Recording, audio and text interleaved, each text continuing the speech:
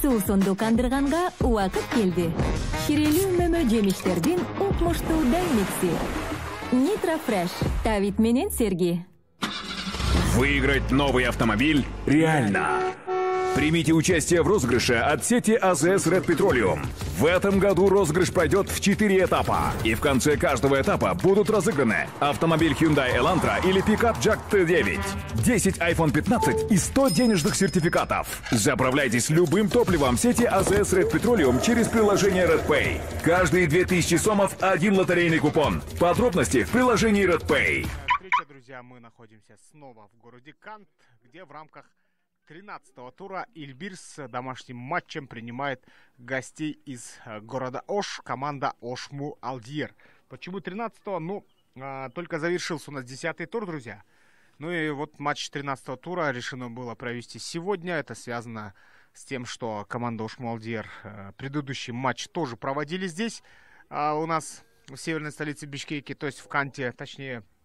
Ну и дабы команда, которая приехала сюда из Аша, не уехала с одним матчем, сразу же было решено провести 2 игры, чтобы именно в плане локации, да, им было удобно, чтобы приехать сюда, сразу провести 2 матча и уехать обратно к себе домой. Поэтому и вот, пользуясь тем, что начались у нас учебно-тренировочные сборы сборной Кыргызстана. В Ильбирсе, вы знаете, играют игроки молодежной сборной Кыргызстана. В Ошму очень много легионеров. Также нету игроков, которые вызываются в сборную Кыргызстана. Поэтому и сегодня вечером, в 6 часов вечера, буквально через несколько минут, у нас стартует матч 13-го тура, в котором выясняют отношения 2 прямых соперника. Если смотреть на турнирную таблицу, у Ильбирса 9 баллов, они на 7-й позиции, у Ошму Алдьер 6 баллов, они на 9-й позиции. Но подопечным Мирлана Эшенова есть что сказать, потому что в первом круге 15 апреля состоялся матч первого круга между этими командами в Аше. Там подопечные Александра Бельдинова оказались сильнее со счетом 2-1.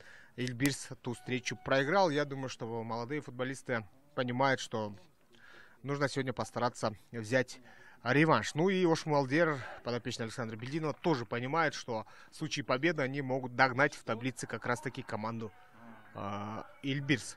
Итак, составы команд, друзья. Команда Ошму Алдьер: Ахмал Рахимов 12-й в воротах, Баястан Быконов 4-й, Исмаил Ахунжонов 5-й, Андрей Амонов 6-й, 9-й Ярослав Шаталин, 10-й Баястан Талантбеков, 11-й Бакыт Мирзалим Улу, Антон Федюнин играет под 20-м номером, Марадона Сафаров 22-й, 23-й Рустамджон Гучкоров и 67-й Атабек Муминов. Главный тренер команды Александр Бельдинов. Состав Ильбирса: Адилет Исманалиев под 1-м номером в воротах, Рауф Асинов 3-й, Атай Шинкулов 4-й, 7-й Султан Бакулеев, 11-й Нурислам Орунтаев, 12-й Наджибулло Халиджанов, 14-й Даниэль Разулов, 15-й Умар Мадаминов, Артем Истрашкин 17-й, Рыскельди Маданов 19-й и 20-й Сардарбек Нематов, он же и капитан команды. Мирлан Эшенов — главный тренер Ильбирса. Сегодня этот матч обслуживает Санджар Джахбеков, арбитр категории FIFA. Эльдар Салабаев и Насырбек Джунушпаев ему помогают на бровках. Резервный арбитр матча Нурзатбек Абдыкадыров, инспектор матча Владимир Бачкаров и комиссар матча Наталья Угрюмова. Ну и для вас сегодня работает ваш комментатор Актилик Джанчиев.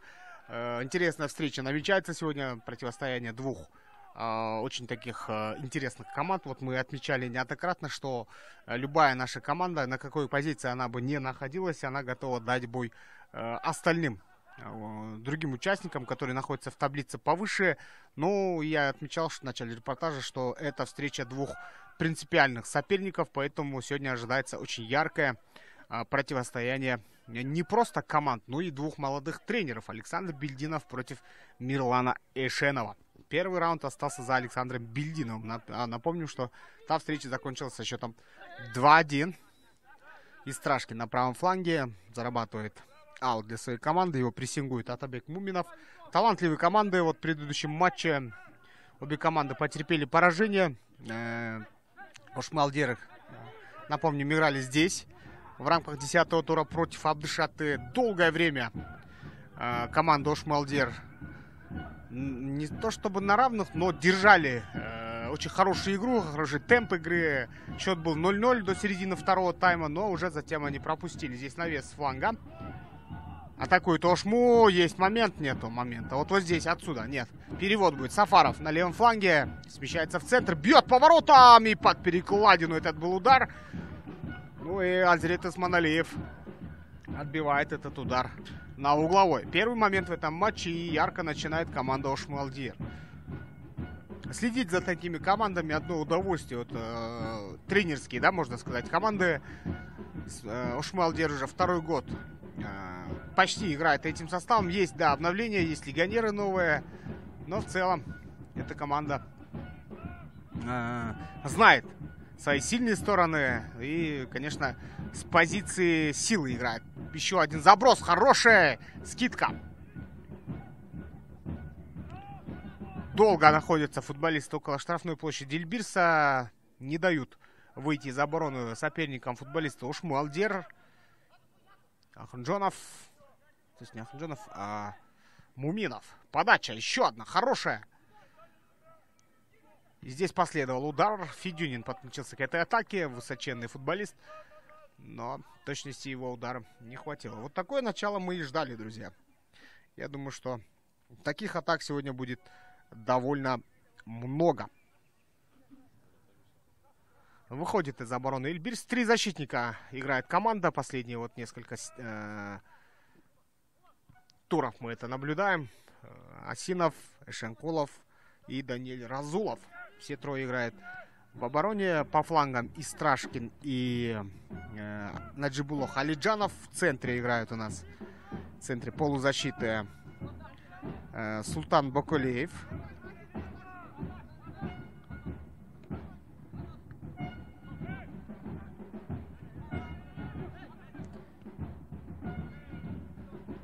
И тройка нападения впереди. Впереди Сардарбек Ниматов, Рыскельди Маданов и Умар Мадаминов в атаке. Хороший заброс за спину.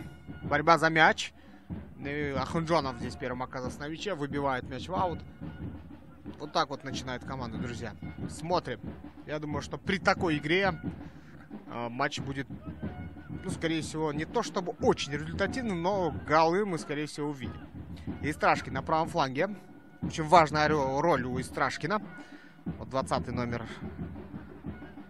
Сардарбек Ниматов с Бакалеевым они вместе играют в центре полузащиты. Султан Бакалеев под 7-м номером. Сардарбек Ниматов под 20-м номером. С капитанской повязкой.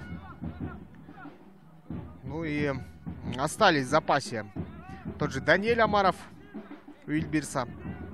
Также мы видели, что Сейтек Рустамов получает игровое время. Но сегодня они играют. То есть сидят на скамейке пока что. Заброс за спину.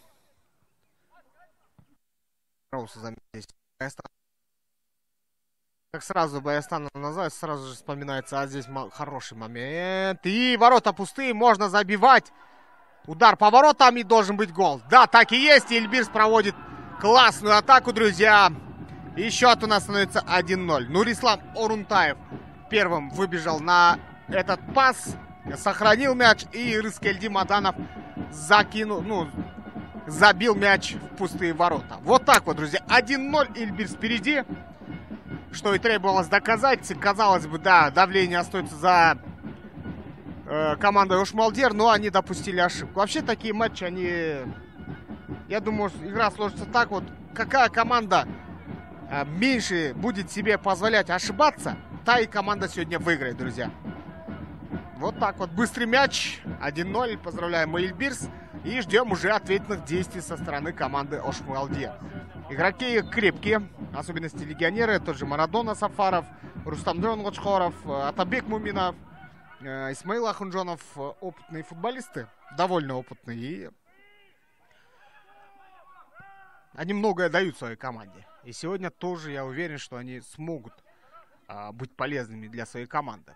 Скидка назад со стороны Рауфа Асинова.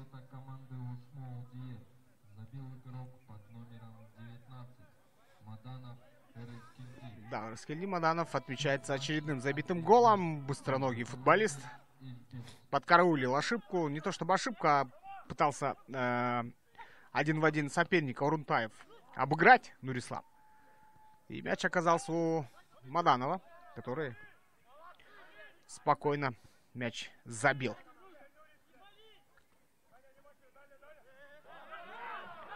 Нематов меняет фланг атаки. Неточный пас со стороны Нематова.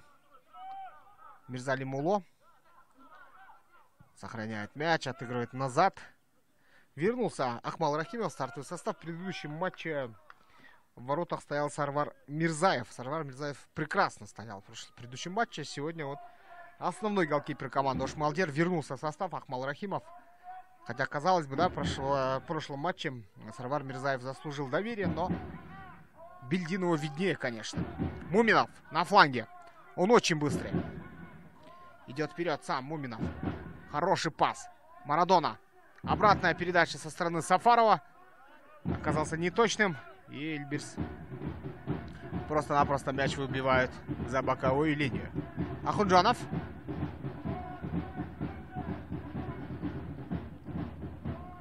Ну, при обороне, как вы сами видите, вот сейчас очень заметно, 5 защитников, да, стоит команда. И Страшкин, и Наджибуло Халиджанов опускается на линии защиты. И вместе с 3 центральными полузащитниками эти 5 человек образуют пятерку защитников. А впереди 2 полузащитника: Бакалеев, Нематов, и тройка нападения: Орунтаев, Мадаминов и Маданов. Вот так вот. Вот при обороне очень заметно, да, как располагаются футболисты Эльбирса. Кучкоров подключился к атаке. Навешивает Кучкоров. Подбор хороший. Отбились футболисты Эльбирса и сами идут в атаку. Конечно, контратакой это назвать сложно, но тем не менее. Разгоняется по левому флангу Маданов. Оставляет центр. Орунтаев. Мяч в штрафной площади. Пробил Орунтаев. Рикошет от Ахунджонова. И Акмал Рахимов спокойно мяч в руки забирает. Ошму идет в атаку теперь. Налево. На Атабека Муминова. Муминов идет вперед против Атая Шенкулова. Он под правую. Против двоих сразу. Троих. И всех он оставил неудел. Классно. Ну, в офсайде оказался. Марадона Сафаров передержал, кажется, Атабек Муминов немного мяч. Вот Саиду Мархон Садиков вот, неплохо себя тоже показывал в начале нашего чемпионата. Но в последних матчах Саиду Мархон сидит в запасе. И на его позиции как раз таки играет Атабек Муминов. Оба футболиста из Узбекистана, легионеры.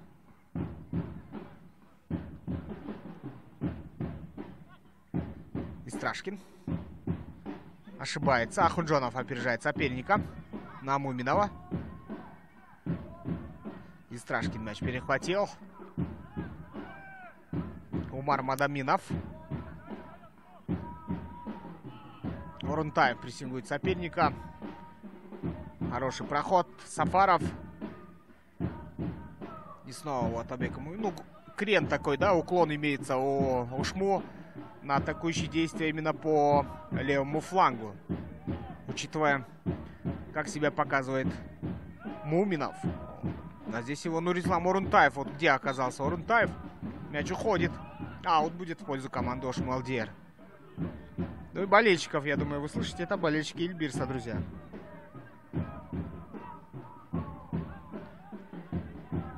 Ахунджанов. Навес.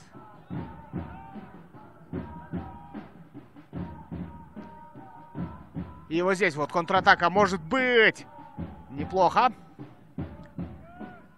Алиджанов оставляет мяч на Мадаминова. И обратная передача уже не дошла. Ну, сами себя, можно сказать, поставили в не очень хорошее положение футболисты Эльбирса. На левом фланге большое скопление игроков оппонента было. И именно по левому флангу развивалась эта атака. Шаталин совсем один. Никто его не прессингует, а здесь штрафной. Бакалеев нарушает правила.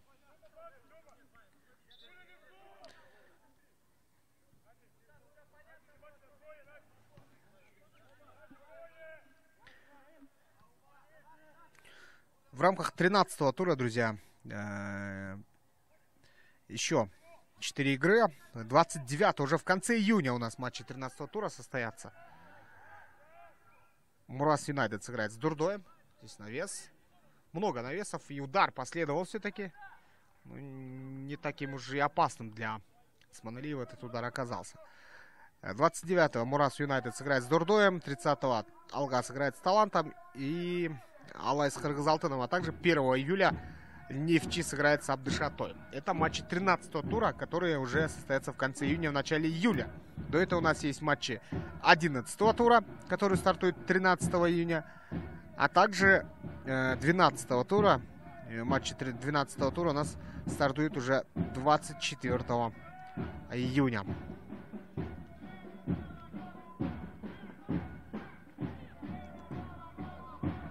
Ахунджанов снова на Атабека Муминова. Муминов под прессингом Атая Шенкулов все время действует. Но Шенкулов довольно крепкий защитник. 1 в 1 он может сыграть неплохо. Кучхаров. Мягкий заброс. Османалиев вовремя вышел, отобрал, забрал мяч в руки. Вот опять же нам показывают Баястана Беконова по 4-му номеру. Я про него еще в начале репортажа начал мысль вот, когда в предыдущем матче Ошмалдер играли с Абдышатой, в том матче Беконов не реализовал 100%, даже 200% результат. Этот момент, когда ему все было сделано, на блюдечке мячики ему предоставили, а он ударил в прям голкипера. Ну, такое бывает в футболе, ошибаются даже великие. Но, тем не менее, сразу же тот момент вспоминается. Муминов. Заброс хороший. Борьба на втором этаже. Бакалеев оттянулся тоже назад. Помогает своей обороне. Сам идет вперед. Против двоих. Без нарушения мяч у него отбирает футболист Ошмалдер. Ну, так вот, если бы Беконов в том моменте забил, сделал бы счет 1-1. Я думаю, что многое в том матче могло быть по-другому, да? 2-0 та встреча закончилась. Да, Абдышата играла сильно, как всегда, давила, но додавила лишь в конце матча, забив второй гол. Если бы счет стал 1-1, то я думаю, что Ошму могли рассчитывать на то, что могут уехать с очками из Канта. Орунтаев, Истрашкин, ответный пас. Попытка удара, еще один удар, рикошет. Ой-ой-ой, какой момент создают снова футболисты Эльбирса. И опять же Умар Мадаминов на ударной позиции оказался, но как следует у него удар не получился.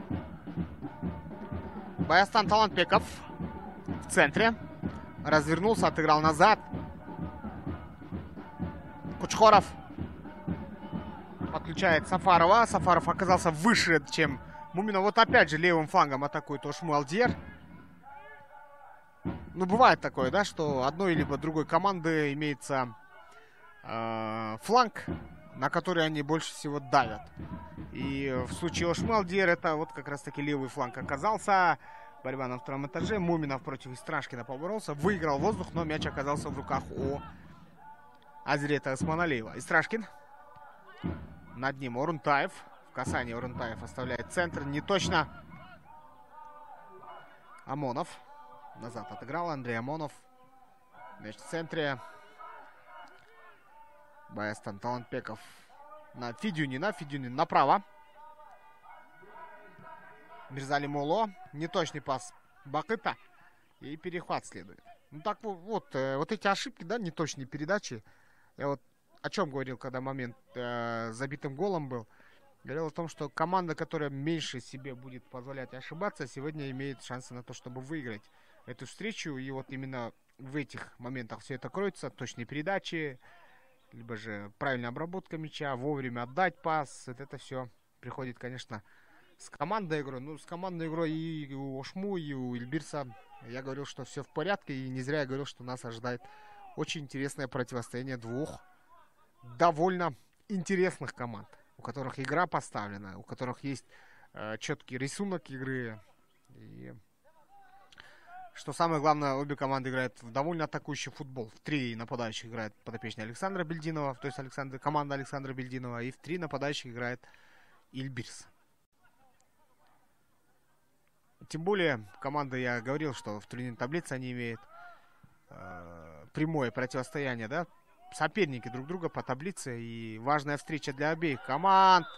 Нарушение правил очень опасное. Почти в 2 или 3 метрах от штрафной площади. Примерно метров 19-20 будет до ворот. Опасная ситуация, убойная позиция для того, чтобы забить. И посмотрим, кто же подойдет к мячу команду Ош Молдер.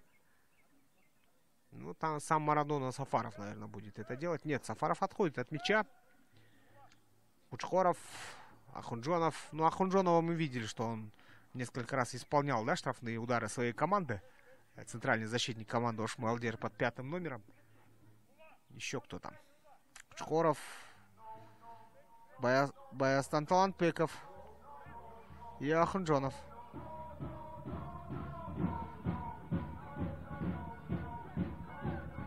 Ждем. Талантбеков и Ахунджонов у мяча.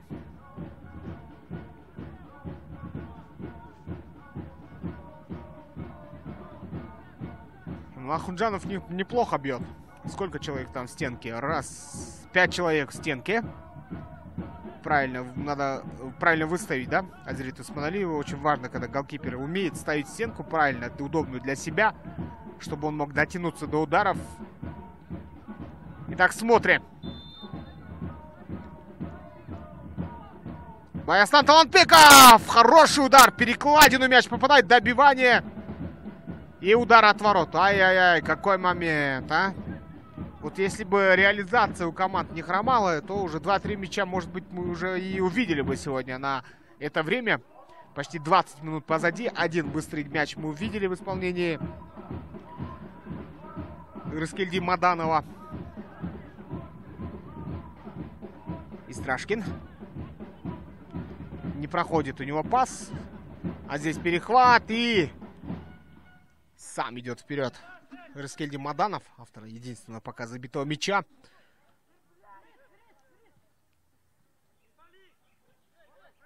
Мяч уходит.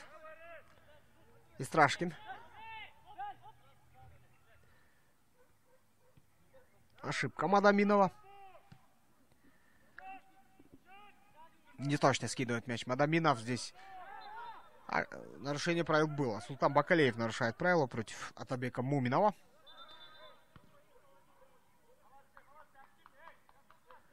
Ну и слышим, да, мы Мирлан Ишенова активнее. Хвалит свою команду, молодцы, активнее, концентрация. Ну да. Нужно... Концентрация внимания имеет огромное значение для футболистов любого возраста. Ну и тем более для молодых ребят. Нужно им, конечно, привыкать к тому, чтобы хорошо показывать себя. По истечении времени, по истечении возраста этих футболистов, да, молодежной сборной, интересные, наверное, перестановки будут. Я предвкушаю, да, куда отправятся талантливые футболисты Эльбирса, где они продолжат свою карьеру.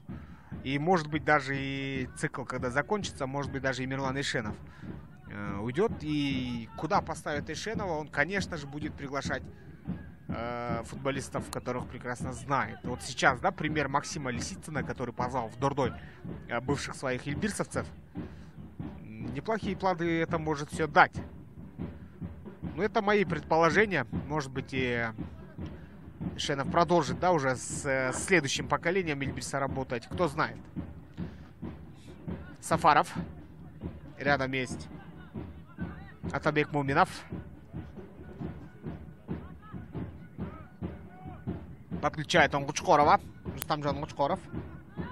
Снова назад отыгрывает на Муминова. Муминов возвращает мяч на Андрея Амонова. Амонов. Баястан. То есть Баястан Талантбек. Да, 2 Баястана, кстати, сегодня.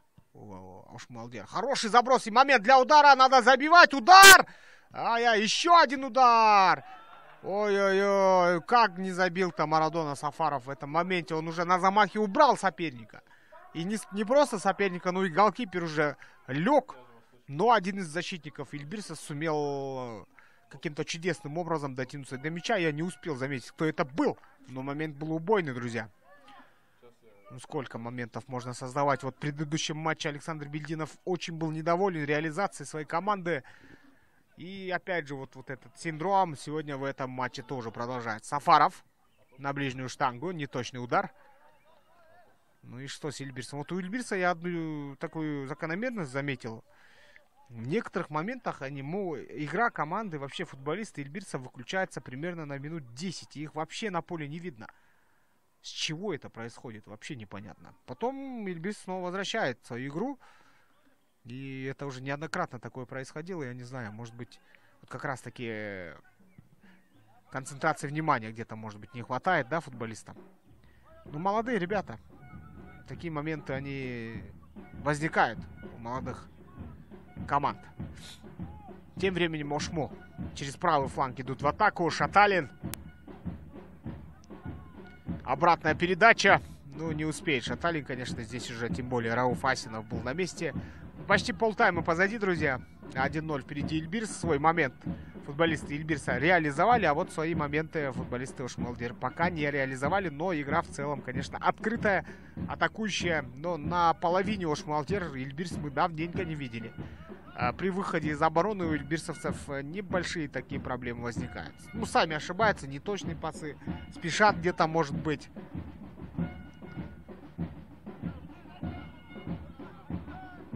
Нематов скидывает. Федюнин верхом отыграл вперед. Но здесь Муминов, конечно, не сможет побороться на втором этаже против более габаритных соперников. Но мяч все-таки остается у команды Ошмолдир. Ахунжонов идет вперед. Исмаил Ахунжонов отыгрывает направо. Мирзалимулу Бакет подключил Баястана. Талантбекова. Снова Мирзалимулу закидывает. Нету офсайда. Марадона. И на правом фланге оказался Марадона. Под удар. Передача. Ай-яй-яй. Ну как можно так обрабатывать там мяч в штрафной площади? И пытаясь ударить по воротам, Шаталин, кажется, попал по сопернику. И может быть там что-то серьезное, потому что уж очень громко кричал футболист Ильбирса. Что бы там ни произошло, пожелаем ему здоровья, конечно. Может быть, наступил, да, вот как раз-таки шипами по ноге соперника, вот, пытаясь пробить с носка. Он далековато мяч опустил Шаталин, и уже для удара не очень удобно было, но он все-таки попробовал, и попробовал он так, что попал также и по мячу, и по сопернику. Наступил, скорее всего, на ногу футболисту Ильбирса. Ну вот эта пауза небольшая, она, конечно, пойдет на пользу обеим командам. Наконец-таки мы в Канте, и наконец-таки дождя нету в Канте, друзья. А то сколько мы уже сюда вот весной приезжали, почти на каждом матче у нас здесь были осадки. И это тоже на темп игры как-то влияло. Вот сегодня темп игры хороший. В отсутствии осадков. Рауф Асинов это под 3 номером. Именно он получил повреждение. Ну, встает, не хромает вроде бы, или хромает. Все-таки чуть прихрамывает. Может быть, и потребуется замена. Но не видим пока, кто-то разминается у Ильбирса. Значит, с Асиновым все в порядке. Тем временем угловой должен быть у ворот Ильбирса. Заброс на ближнюю штангу. Борьба за мяч. Бекоинов боролся за мяч. И опять столкнулись здесь футболисты. Осторожнее надо. Ну, футбол это спорт, который травмирует всех. Без исключения колени, голеностоп, кости. Вот посмотришь на футболиста, да, вот на его ноги. Прям страшно становится. Там шрамы, операции.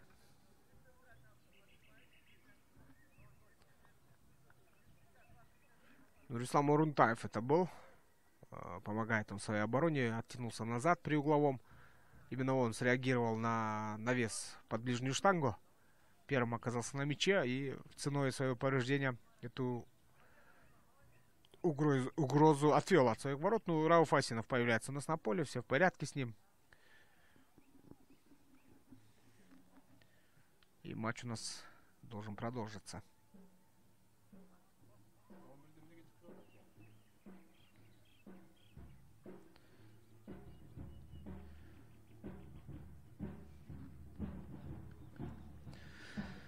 Урунтаев пока на бровке. Ну, по правилам, да, вот когда оказывает помощь игроку, он должен по сигналу резервного арбитра имеет право войти. Вот сейчас он входит в игру.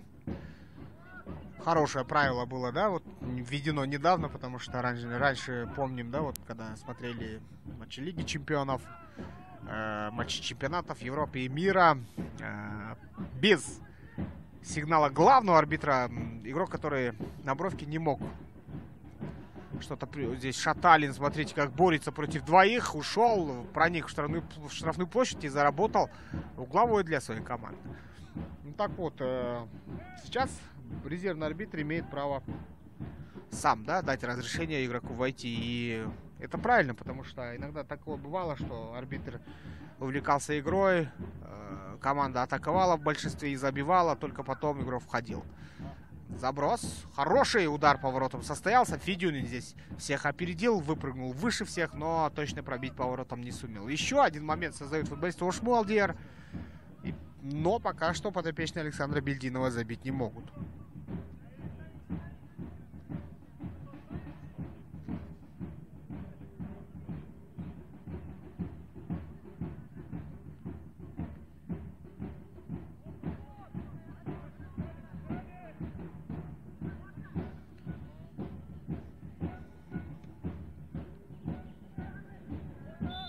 Страшкин нарушил правила. Ну, если бы даже и касался мяча, двумя ногами вперед прыгать, это неправильно. И арбитр, я думаю, поступил правильно, да, свистнув в этом эпизоде. И мяч переходит к игрокам Ошму Алдиер. Будут атаковать. Ахунджонов у мяча. Исмаил Ахунджонов. Федюнин. Почти все футболисты в штрафной площади соперника. Футболист Ошму Алдиер, я имею в виду. Федюнин дальний пас забрасывает, и никого этот пас не находит.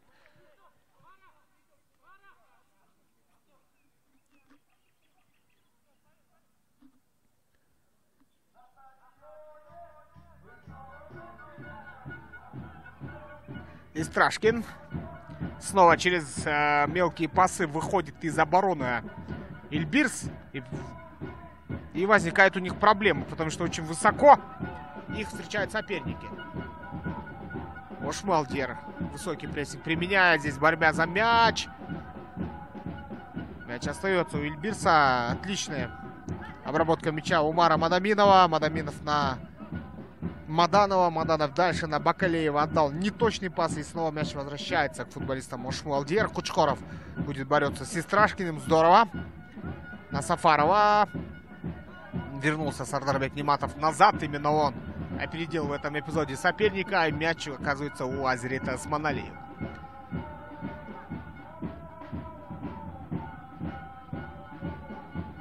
Ошибка. Разулов отдавал передачу. Нарушение. Фиксирует арбитр. Ну, мелких фолов сегодня очень много. Напомним, Санжар Джахапбеков сегодня обслужит этот матч. Муминов не смог уйти от соперника. Истрашкин очень здорово прочитал эпизод. Сардарбек Ниматов. Мадаминов.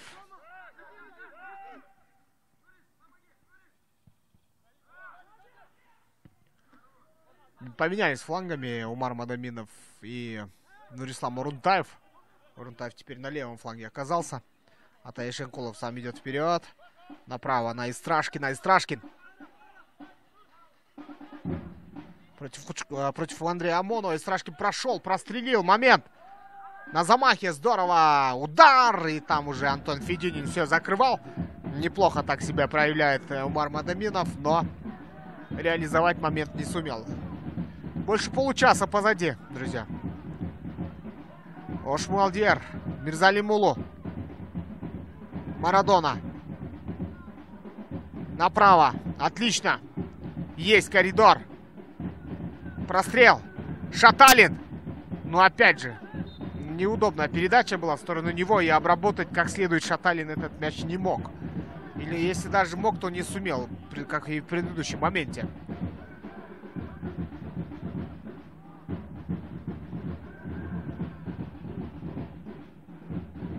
Я думаю, вы слышите, да, эти барабанные дробь. Это болельщики, ну, не так уж и много их, но, тем не менее, любая поддержка, она помогает команде.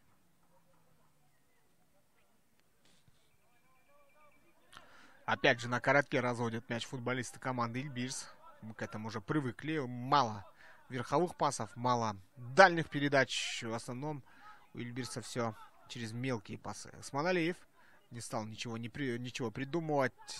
Отыграл вперед. Вот длинный пас прошел, да? Зацепились за мяч футболисты Ильбирса. Отлично.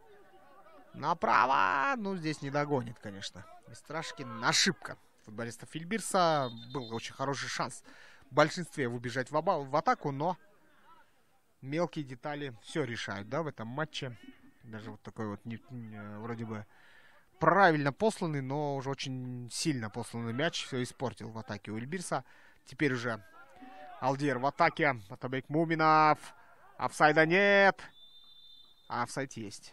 Все-таки поднимает флажок боковой арбитр. Кто там забежал в офсайд у нас? Баястан Быконов под 4 номером. Быконов справа, Шаталин в центре. Атабек Муминов слева. Ну, Муминов меняется иногда позициями с Марадоной и Сафаром. Вообще, Марадона и Сафаров, он много где появляется. Лидер своей команды. И где мяч, там и Марадона, да? Здорово, Баястан. Талантбеков развернулся, сохранил мяч для своей команды. Ахмал Рахимов.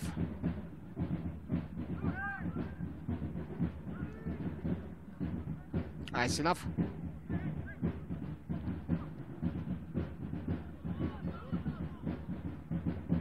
Кучкоров. Айсинов. Нет, не Айсинов. Это Даниэль Разулов первым на мяче оказался. Сохранил мяч. Нурислам Орунтаев. В окружении двоих, либо троих он действует, сам идет вперед. Ну, пожадничал немного, конечно, Нурислам. И мяч у Нурислама футболисты Ошму Алдир перехватили. Теперь уже Ашанин выходит в атаку. Здесь нарушение против Андрея Амонова. Нурислам Орунтаев нарушает правила. Антон Федюнин вводит мяч в игру. Ну, на Охунджонова, скорее всего, он сыграет, нет. Андрей Амонов. Кучкоров Рустамджан. Муминов. Классно. Ай-яй-яй. Здесь Стартарбек Нематов опередил соперника. Ну, прочитал эпизод вовремя. Мистрашкин. Мадаминов. Сам идет вперед. Ошибка. Бакалеев открывался в штрафной площади. Ему была передача адресована. Но не прошла эта передача. Теперь уже Муминов. Перед ним есть коридор. А Шанколов ему будет противостоять. А вот Истрашкин, конечно, не успеет вернуться назад. Хороший удар. Поставленный удар имеется у Кучкорова. Но здесь в игрока соперника Кучкоров попадает. И офсайд зафиксирован со стороны бокового арбитра. И мяч опять возвращается к футболистам Ильбирса.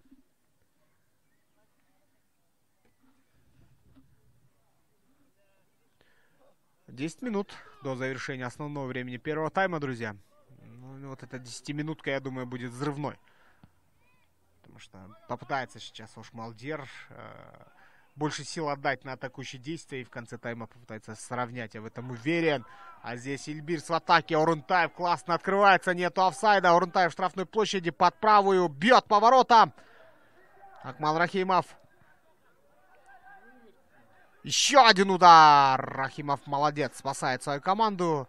А вот при втором ударе со стороны Орунтаева мяч попадает под дых Антону Федюнину. Федюнин держится за живот. Ну, осторожнее надо. Медики должны быстрее появиться на поле, помочь Федюнину. Но это неприятно, когда мяч попадает под дых. Тем более у Орунтаева хороший удар имеется. И Федюнин, конечно, не позавидуешь Антону. Надеемся, правда, сможет продолжить встречу. Иногда такое бывает, да, когда при сильном ударе в брюшную полость, да, могут повредиться внутренние органы. Но я думаю, в этом случае такого не будет. Но уже очень больно Федюнину даже отсюда. Это заметно.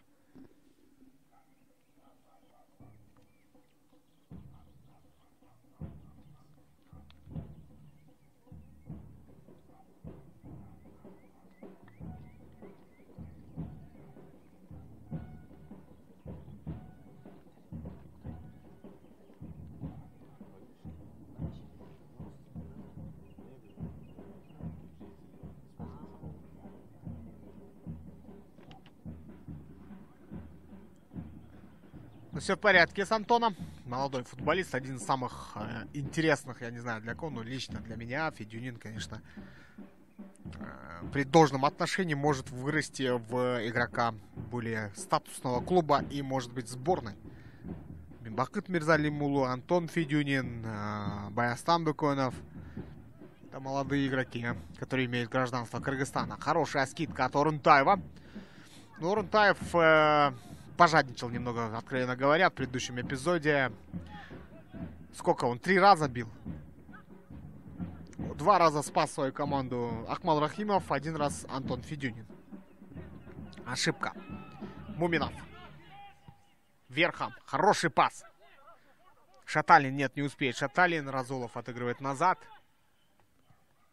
Нет, это Рауф Асинов. А здесь ошибка какая от голкипера, друзья. Ну, опять не реализует свой момент Баястан Быконов. Ну, как ошибся-то, а? Сманалиев. Нельзя около ворот таким образом играть. Я думаю, что этот момент вспомнит, да, Мирлан Ишенов после первого тайма и как следует отреагирует на то, что как ошиблись его футболист обороны. Проникающий пас. Не успеет, нет. Быстроногий, конечно, не зря вот 15 номера Умара Мадаминова поставил сегодня в атаку Умара Мадаминова и Рыскельди Маданова. Мирлан Ишенов, вот Маданов в предыдущем эпизоде боролся за мяч. Очень быстрый, да, Маданов? Юркий, быстрый, техничный футболист. Амонов. Концовка тайма. Еще 5 минут. Сафаров. Талантбеков. Некому отдать. Мелким пасом играют футболисты Ошмо. Хорошая перепасовка. Игра в стеночку. Спартаковский стиль, да, любят вот среди новостных спортивных порталов в России обсуждать, да, вот. До сих пор, да, вот этот Спартак 90-х, он не ушел с памяти людей, болельщиков именно в России. Я думаю, что и на постсоветском пространстве есть болельщики, которые следили за Спартаком в 90-х, да? Как их называть? Спартаковский футбол, спартаковский стиль футбола, стеночки и забегания, да? Любят это говорить. С тем временем Кучкоров ушел. От Истрашкина угловой зарабатывает Кучкоров Рустамджон. И будет стандарт у ворот Азрета Османалиева.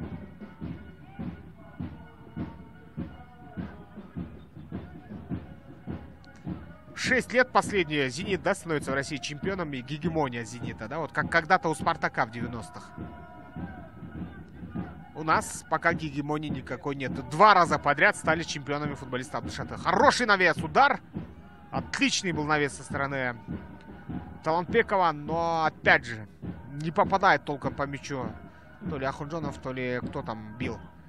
Ну и момент исчерпан. Моментов больше будет, конечно, в первом тайме у футболистов Ошму Алдиер, но и у Ильбирса тоже очень острые моменты были, они могли забивать и второй, и третий.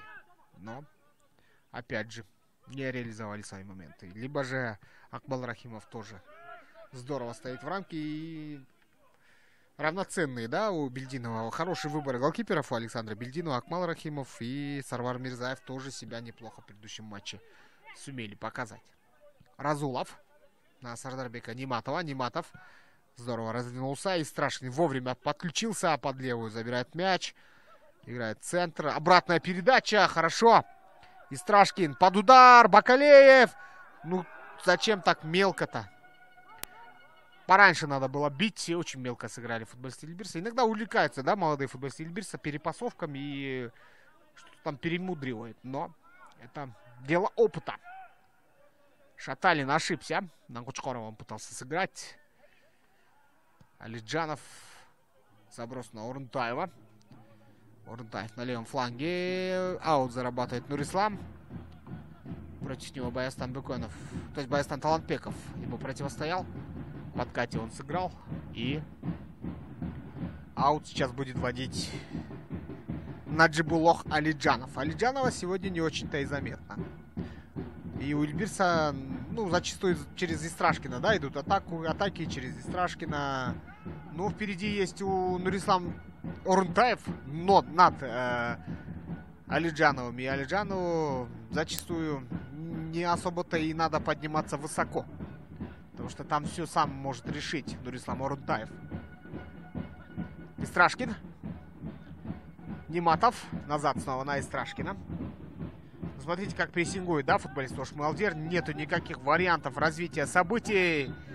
Здесь нарушение было. Андрей Амонов очень высоко поднялся.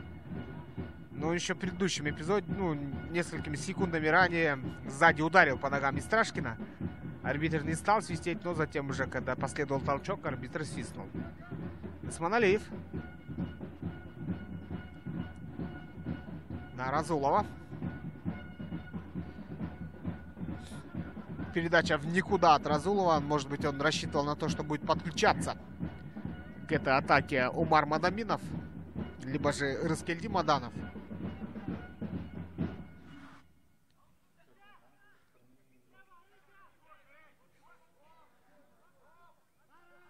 Рахимов. Бахат Мирзалимулу мяч потерял.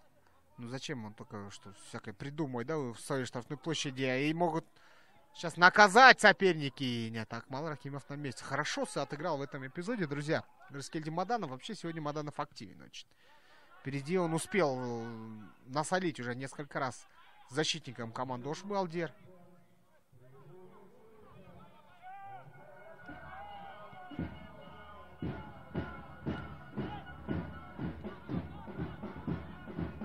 Талантбеков. Мяч сохранил. Рядом есть Андрей Амонов. Амонов. Что придумает Амонов? Сам идет вперед. Андрей. Налево.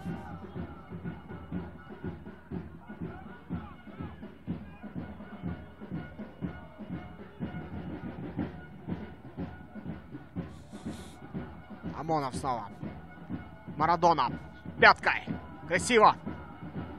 И на правом фланге есть футболист. Амонов сам подключился. Прострелил. Классно. Борьба за мяч. Сложно было обработать. Вот это момент может быть. Удар по воротам. Как следует по мячу. Талантбеков не попал. Атака Ошмы продолжается. Сколько добавит арбитр? 4 минуты будет добавлено. Да, 4 минуты добавлено к первому тайму, друзья. Так что ждем продолжения банкета.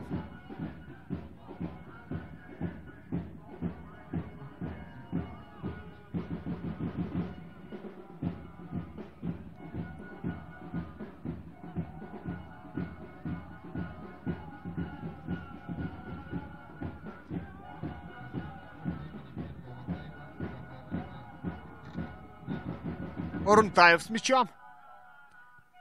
Отлично. Подключает Алиджанов. Алиджанов что придумает? Ушел. Пробил сильно. Бесхитростно действовал, конечно, Алиджанов. Мог бы и что-то интереснее придумать. Хотя я могу здесь, конечно, сколько можно уже. Сколько могу советовать, но на поле дела обстоят по-другому, друзья. Некоторые могут даже не справиться со своим волнением. И это тоже будет мешать. Вот бывали, да, в истории футбола случаи, когда вроде бы талантливый игрок приезжал в новую команду и уже оказывался никому не нужным, да. Вот это вот вследствие некоторых психологических моментов, да, иногда такое бывает. Нематов. Хорошо.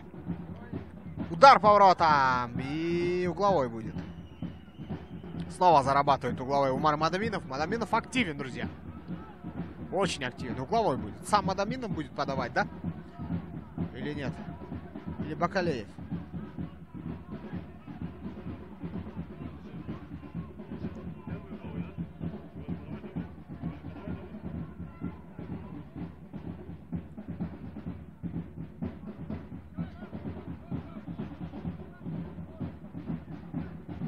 Мадаминов. Подача. Хорошая. И мимо мяча Нурислам Орунтаев промахивается. Сразу несколько футболистов пролетает мимо мяча. Там один был Орунтаев, но он не ожидал, наверное, что именно таким. Или небольшой рикошет все-таки помешал. Шаталин сам идет вперед. Ушел от одного. неточный у него пас получился. Ну, очень много сил Шаталин отдал на то, чтобы вот так вот пройти. Снова Мадаминов. Заброс Мадаминова. Хороший. Орнтаев борется впереди за мяч. Мирзали Мулу против него. Ахунджонов.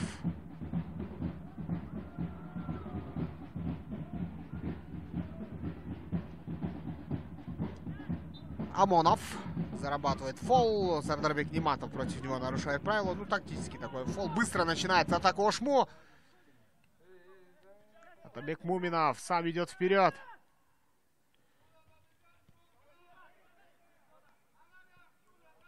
Талантбеков. Одна из последних атак первого тайма. И перехват здесь следует, ну, ошибается. Много ошибаются футболисты обеих команд. Не только Ошму. О, здесь до конца поборолся за мяч. Удар и спасает. Как спасает Акмал Рахимов свою команду. Маданов пробивал. Еще один момент. Бакалеев. Ай-яй-яй. Перестарался немного Бакалеев. Ну, яркий тайм, друзья. За такой игрой следить одно удовольствие. Ну вот, забейте, прошу, вот, хотелось бы, я не знаю, кого просить, ну забейте гол. Мне не важно, кто забьет. Но атаки какие красивые получаются. И когда такие красивые атаки завершаются ни с чем, то я не знаю. Как будто поел, но не наелся, да? Шаталин. Потерял мяч. Истрашкин. Центр. Ниматов. Развернулся.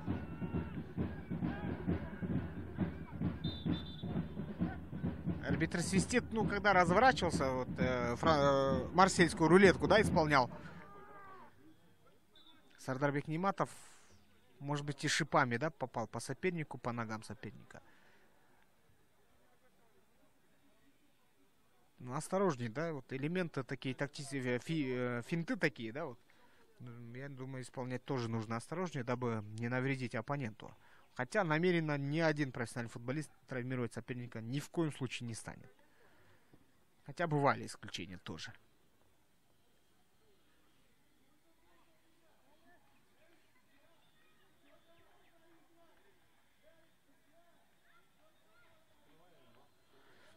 Ну, время истекло добавленное, друзья. Сейчас арбитр после этого эпизода свистнет, и мы все будем отдыхать.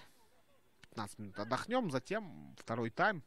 Я уверен даже, что второй тайм тоже будет с большим количеством моментов, как и первый.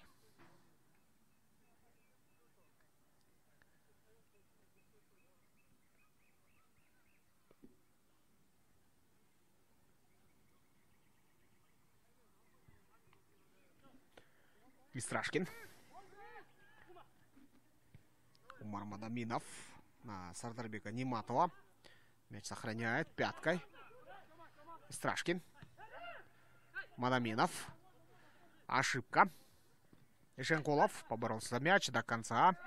И нарушили правила футболисты команды Ошму. Рустамжан Кочкаров желтую карточку получает. Ну, за игру прямой ногой, скорее всего.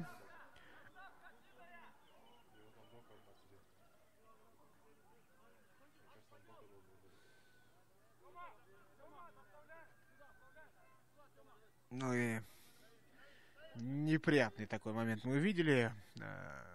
Кто-то из штаба команды Ошму нелицеприятные слова в адрес арбитра выкрикивает. Ну, мы это уже пережили, друзья. Мы еще давно об этом говорили. Материть, что-то говорить арбитру не стоит. Тем более тем, кто работает в штабах клубов. Мы должны перерасти это все очень давно. Без этого всего развития никакого не будет. Ну и завершается, друзья. Первый тайм.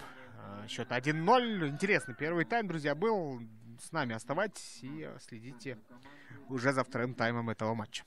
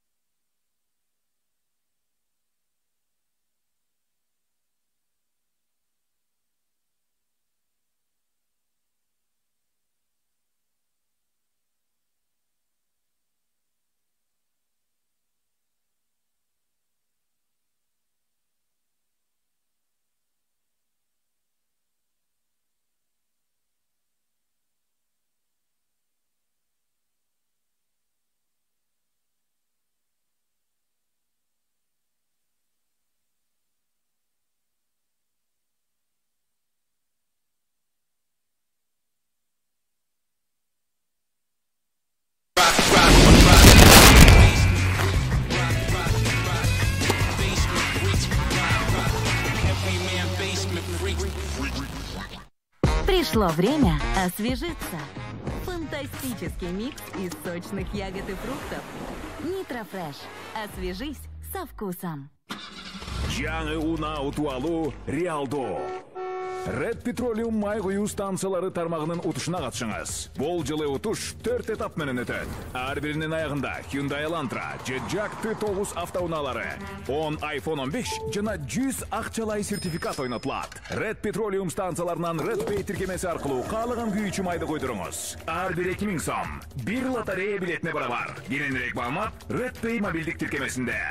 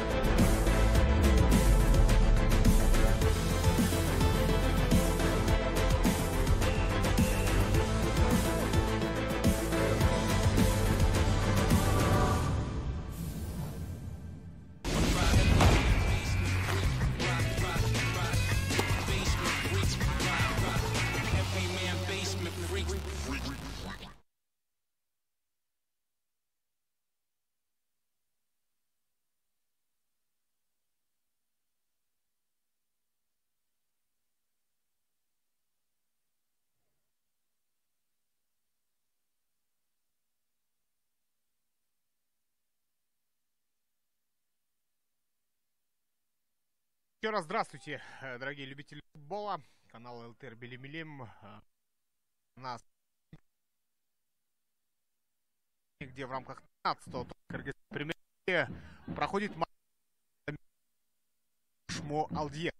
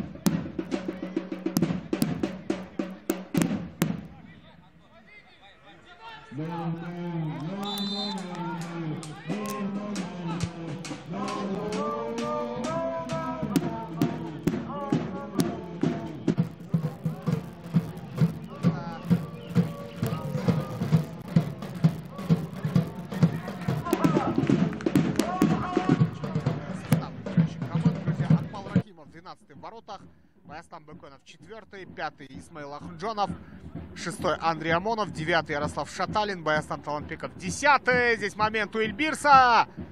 Успели вернуться все-таки назад защитники Ошмо. Бахыт Мирзалимулу 11-й, Марадона Сафаров 22-й, Рустамджан Гошкаров 23-й, 27-й Сайдумрахон Садиков, 70-й Ахмаджон Анваров. Главный тренер команды Александр Бильдинов. Состав Эльбирса: Азирет Исманалиев первый в воротах, Рауф Асинов 3-й, 4-й Атай Шенкулов, 7-й Султан Бакулеев, Нурислам Орунтаев 11-й, Наджибулох Алиджанов 12-й, Даниэль Разулов 14-й, Умар Мадаминов 15-й, 17-й Артем Истрашкин, Рыскель Димаданов играет под 19 номером и Сардарбек Нематов 20-й номер. Мирлан Ишенов, главный тренер команды. Санжар Джахпеков сегодня главный арбитр этого матча. Арбитры категории FIFA: Эльдар Салабаев и Насырбек Джунушбаев. Первые и вторые помощники. Нурзатбек Абдукадыров, резервный арбитр матча. Владимир Бачкаров, инспектор матча. И Наталья Угрюмова, она является комиссаром этой встречи. Для вас на этом матче работает ваш комментатор Актилек Джанчиев. Ярко начинает команда, быстро, в темпе. И я уверен, что и второй тайм, как я уже отмечал, будет очень насыщенным на события. Истрашкин на правом фланге идет вперед. Умар Мадаминов здорово мяч сохранил. Нематов, перед ним сразу двое, но мяч остается. Нет, Нематов потерял позицию и мяч,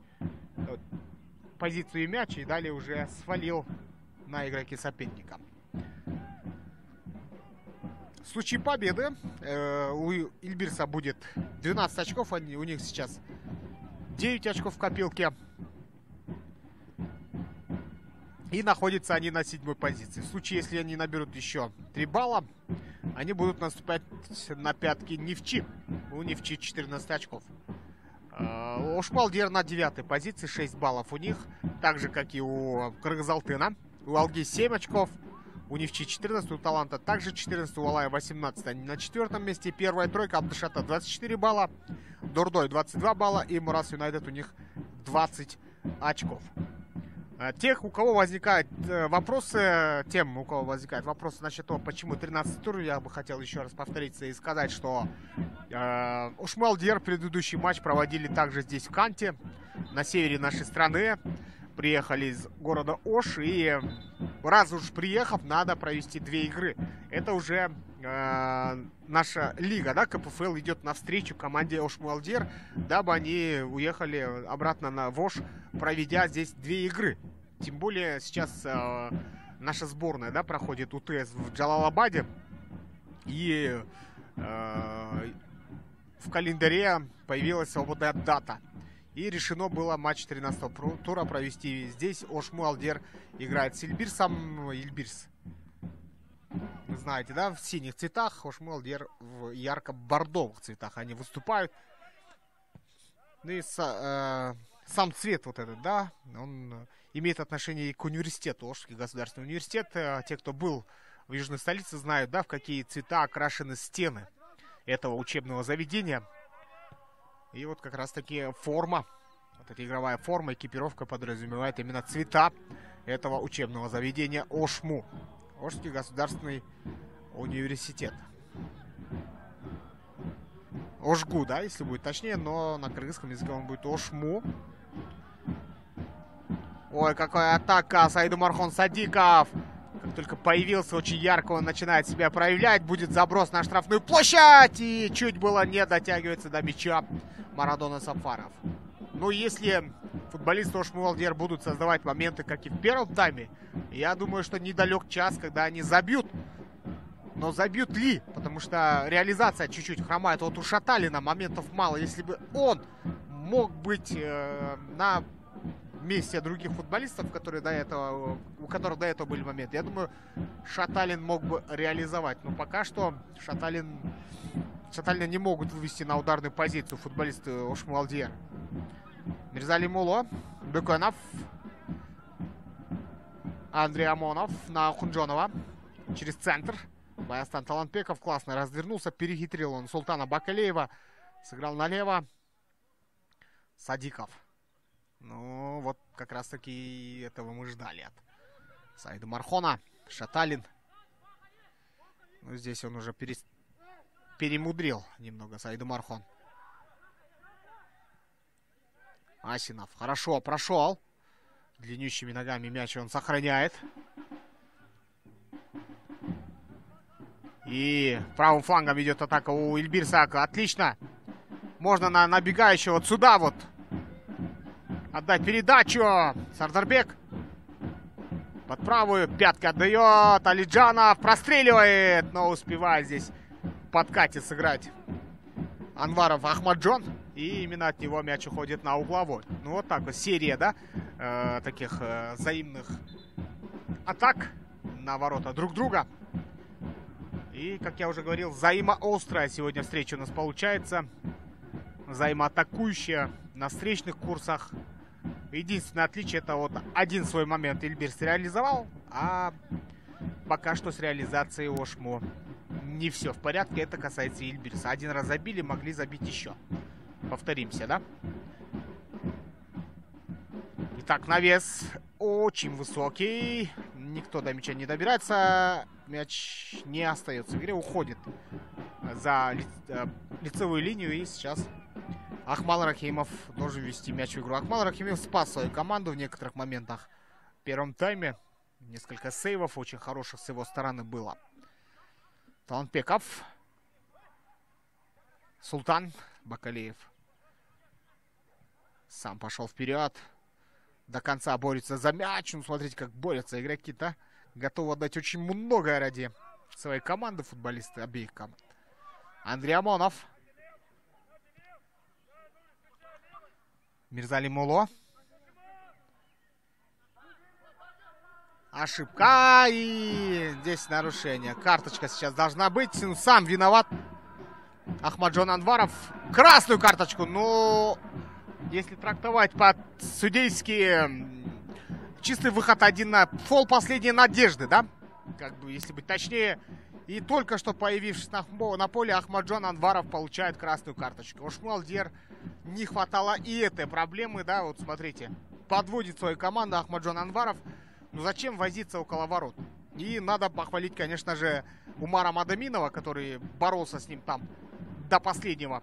И вынудил его вот так вот свалить. Фол последней надежды, красная карточка. И Ахмаджон Анваров идет отдыхать. Ну, это шанс для Эльбирса победить более уверенно.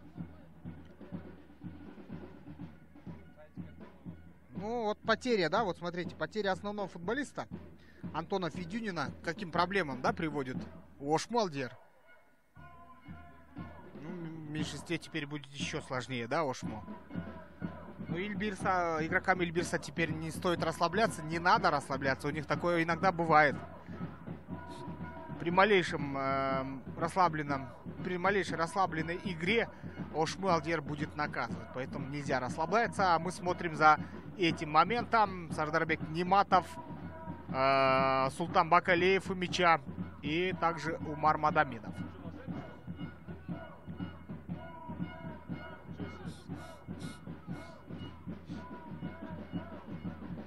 Может быть, какая-то домашняя заготовка, да, будет?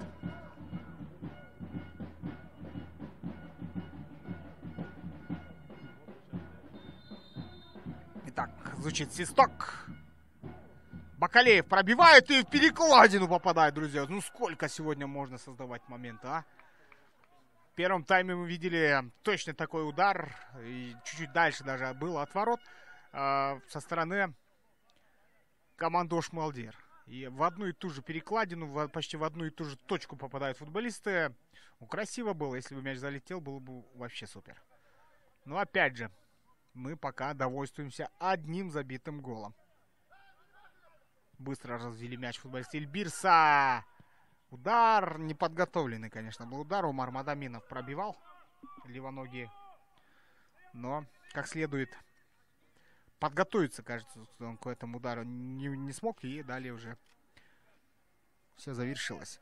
Друзья, в рамках этого тура 29 июня Мурас Юнайтед сыграет с Дордоем. 30 июня Алга Таланта Алай Кыргызалтын. И 1 июля Нефчи Абдышата. Но после небольшого перерыва у нас матч стартует матч 11 тура 13 июня. Ошму Алдьер сыграет на выезде в Джалалабаде с Нефчи. А Эльбирс дома сыграет с Талантом. Также в рамках 11 тура Алга сыграет с Абдышатой, Мурас Юнайтед с Алаем и Дордой сыграет с Кыргызалтыном. Бахат Мирзали Мулу тем временем с мячом оставляет мяч в центр. Ну и кто же будет играть в центре обороны вместо удаленного Ахмаджона Анварова? Баястан Талантбеков мы видим на позиции центральной. Нет, Андрей Амонов под 6 номером в центре обороны. Если он играл до этого в опорной зоне, он играет именно сейчас одного из двух центральных защитников. Отбились футболисты Ошму. Ахмаджонов. Рустамджон Гучкаров. Через центр. Марадона. Талантбеков, снова Сафаров. Бахат Мирзали Муло. Идет вперед на Шаталина. Шаталин не смог. Не попал он по мячу. Алиджанов. Вот этот элемент, да. Не зря это вот Эльбирс играет 3-4-3. Когда мяч у Алиджанова или у Истрашкина, они же сразу поднимают голову и подключают флангового нападающего. На ход ему отдают передачу, да, один из таких элементов, которым часто пользуются команды Эльбирса. Вот еще в предыдущей игре я это заметил. В предыдущем матче Эльбирс сыграли с Дордоем. Тоже здесь на центральном и уступили со счетом 2-1. Хотя матч получился очень интересным. И если бы сложилось все по-другому, могли бы и сыграть ничью игроки Эльбирса. Там все решило очень многое со стороны Муралима Ахмедова, который реализовал штрафной. Алиджанов играет вверха. И Страшки скидывает. Мадамина под левой ногой у него мяч. Удар! Ровно по центру. И Ахмал Рахимов мяч спокойно забирает. Кучкоров. Марадона. Бакалеев свалил. Талантбеков. Хороший пас со стороны Талантбекова. Саиду Мархон. И штрафной назначает арбитр. Ну да, там ногами зацепились два футболиста. И Султан Бакалеев был неправ, по мнению арбитра. И это хорошая возможность для команды Ош Муалдьер что-то в этой от этого стандарта что-то извлечь. Баястан Талантбеков на мяче. У мяча. Но он будет, скорее всего, подавать. Шаталин, Бекоинов штрафной. Марадона, Саиду Мархон также в штрафной площади. Аханджонов подключился. Так, на ближнюю штангу. Рунтаев на месте. Не стал церемониться, просто выбил мяч на правый фланг. И мяч ушел в аут. Марадона.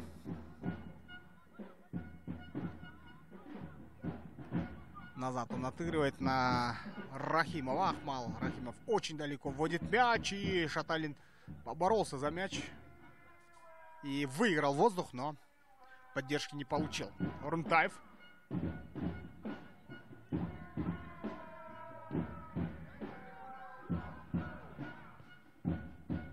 Ну, это, конечно, уже слишком. Сардарбек Ниматов очень таким своеобразным пасом пытался найти игрока своей команды, но не получилось. Сафаров классно развернулся. Ошмы идет в атаку. Забегание Баястана Беконова. И ворота пустые здесь. Азрет не ошибся. Бахат Мирзалимуло. Мяч сохраняет. Играет центр. Талантбеков. Рунтаев против него. Талантбеков здорово мяч сохранил. И отличный пас со стороны Талантбекова. Но к мячу Рустамджан Кучкоров, конечно, не успел, потому что Азирет Исманалиев вовремя оценил ситуацию, вышел из ворот и мяч забрал. Играет направо. Да, Страшкин через Рыскельдим Маданова. Нет, это Умар Мадаминов. Нарушение. Подтолкнул из-за спины оппонента. Здесь игрок Ош Муалдьер. Марадона Сафаров, капитан команды. И будет штрафной. Больше 15 минут второго тайма позади, друзья, остается. Одно удаление уже мы с вами видели. Фол последней надежды в исполнении Ахмаджона Анварова привел к удалению. И сейчас Ош Муалдьер играет в меньшинстве, друзья. Не хватало того, что они уступают по счету. И еще одна беда, да, на голову этой команде. Ахмаджон Анваров, который заменил Антона Федюнина во втором тайме, отыграв примерно 5 минут, удалился. Подвел свою команду, но красные карточки — это часть футбола. Хороший заброс. Сардарбек Ниматов чуть-чуть не дотянулся до мяча, но мяч коснулся его головы. Вторым темпом атакует Эльбирс. Алиджанов будет навешивать на дальний фланг. Там и Страшкин пытается сыграть на подборе. Мяч сохраняет для своей команды и Страшкин. Сардарбек Ниматов. Хорошо. Ошибка. И мяч в руку попадает одному из футболистов Эльбирса, и арбитр свистит.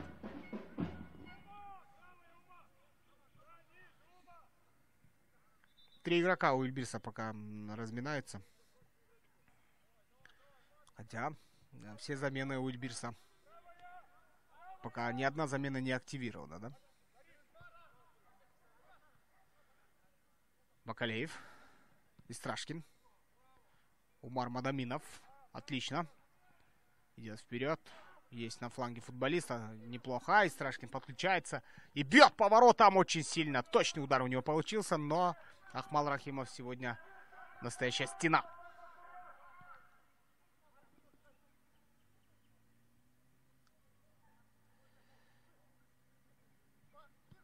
Саид Умархон. Ошибка Саида Умархона. Нурислам сам идет вперед. У него были возможности отдать и направо, и налево. Но передержал он мяч, потому что когда открывался, да, Истрашкин, он классно открывался. Если бы хороший пас последовал в сторону Истрашкина, Истрашкин мог бы выбегать и 1 на 1. Но Нурентаев почему-то решил выдержать паузу. Немного пройти вперед и уже потом отдать, когда уже было поздно. Рахимов.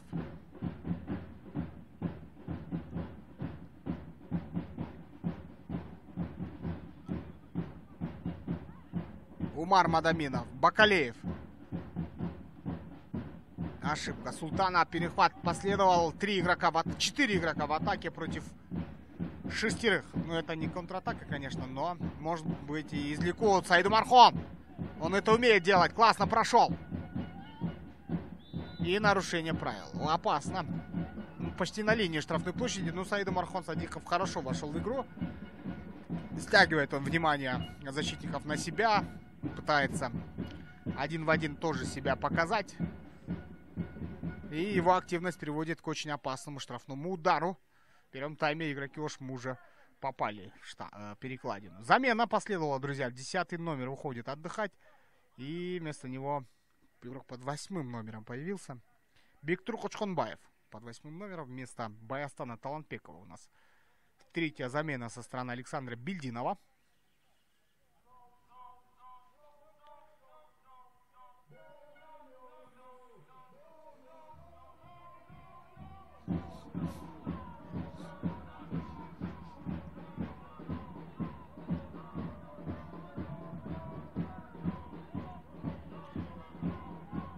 Саид Умархон Садиков сам будет исполнять.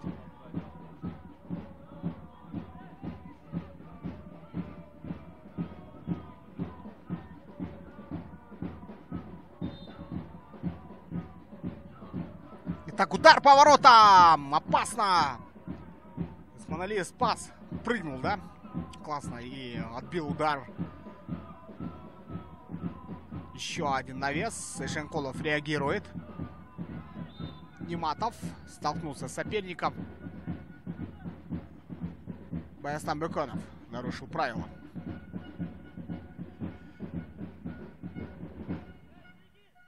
Почти полтайма позади, друзья. Голов мы не увидели. Я предполагал, я ожидал после начала матча, что будет довольно немалое количество голов. Но не то чтобы я ошибся, но не реализуют свои моменты команды. Ну, это футбол, друзья, такое бывает в футболе. Но вот сколько я... Не то чтобы сколько, вот с начала сезона, да, работаю на матчах премьер-лиги, и реализация, честно говоря, хромает у многих команд. Чуть ли не у всех команд с реализацией имеются небольшие такие проблемы. Мирзали Муло. Хорошо. Кочхонбаев. Беконов.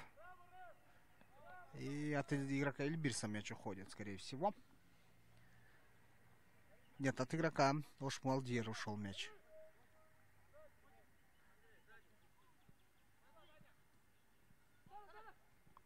Нематов.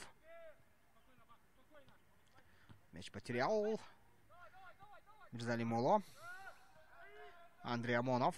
Мирзали Муло снова. Идет вперед Бакет. Оставляет на Марадону Сафарова. Сафаров развернулся. Амонов. Отыгрывает он назад. Ахунджонов. Снова Андрей Амонов. И верховой пас следует вперед. Эшенколов опередил соперника. Пытался сразу в пас сыграть, но мяч сорвался с ноги у Атая. Кочхонбаев снова. Только что он появился на поле. Вместо Баястана Таланпекова Бектур Кочхонбаев под 8-м номером. Здесь Саид Омархон Садиков снова накрутил оппонента, но безудержный, да, сегодня. Саид Омархон и не только сегодня, во многих встречах он именно свои такие способности показывает. Угловой будет у ворот Азирета Осмоналиева. И очередной шанс для Ошму, чтобы сравнять счет. Напомним, первая встреча этих команд в первом круге 15 апреля они сыграли, завершилась со счетом 2-1 в пользу команды Ошму Алдиер.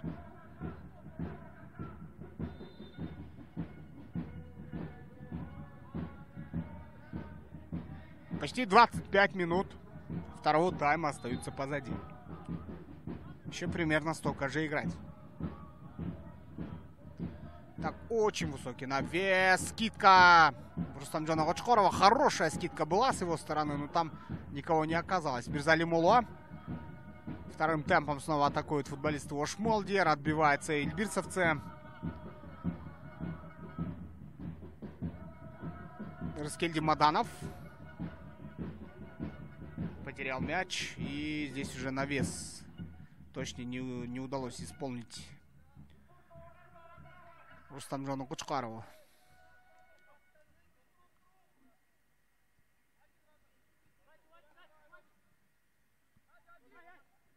Алиджанов.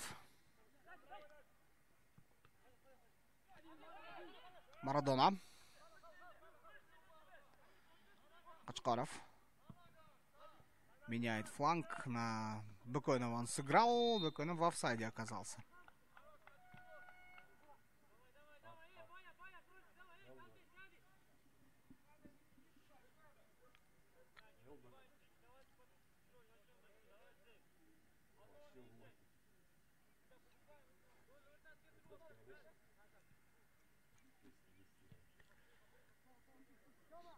Асинов отыграл назад.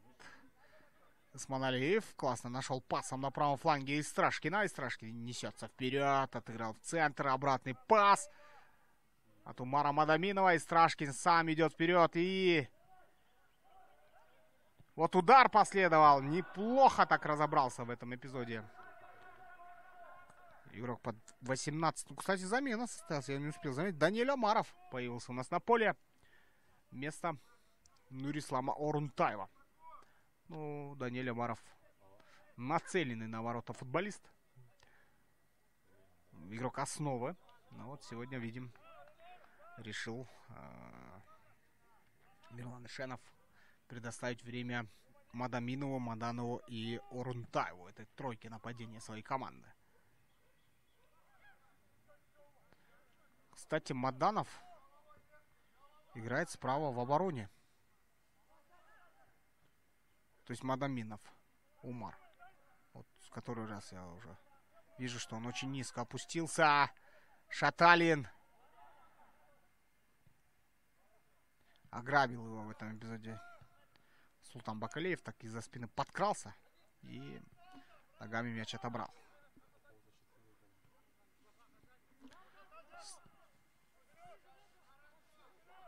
И Страшкин, и Умар Маданов на правом фланге играет, и друг друга взаимозаменяемость, да, между Истрашкиным и Мадановым. Когда Истрашкин впереди, Маданов чуть ниже опускается. Ну, атакующая вот эта тройка Маданов, Умаров и Мадаминов сохранилась. Просто вместо Орунтаева у нас появился на поле Даниэль Омаров под 18 номером. Готовится еще одна замена со стороны Александра Бельдинова, друзья.